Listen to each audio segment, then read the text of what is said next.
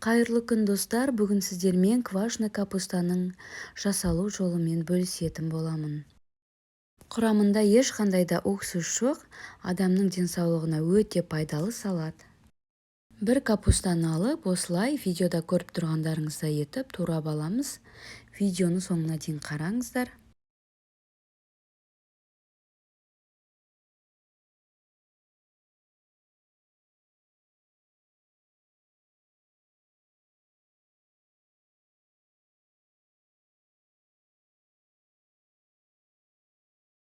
Капустаның жуан бөліктерін осылай арасынан алып тастаймыз.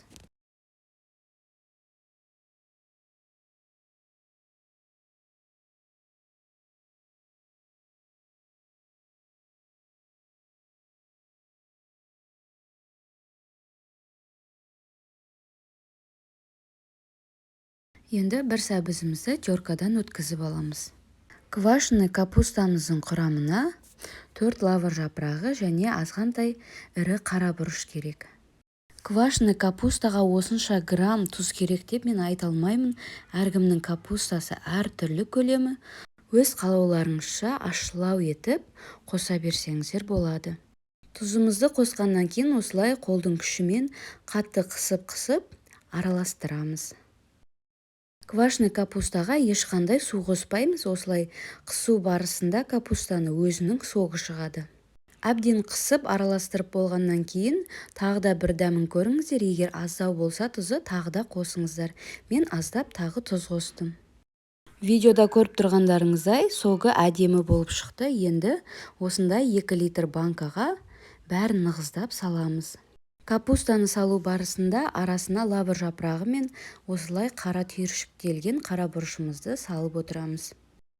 Бір үлкен капуста осында 2 литрлік банкаға сыйып кетті. Нығыздап саламыз. Арасына лавр жапырағы мен түйіршіктелген қара бұрышты салуды ұмытпаңыздар. Видеоны соңына дейін қараңыздар.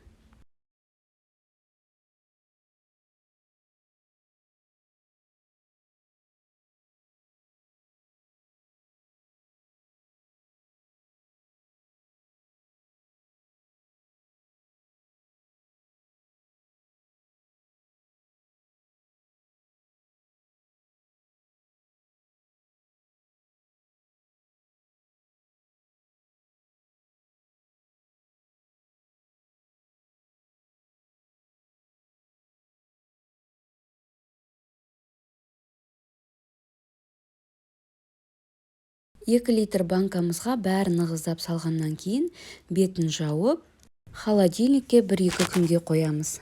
Одан кейін жей берсеңіздер болады. Егер де менің рецептерім сіздерге ұнап жатса, каналыма тіркеліп, лайк басып, комментарий қалдыруды ұмытпаңыздар. Сіздермен бірге тоғжан ас болсын.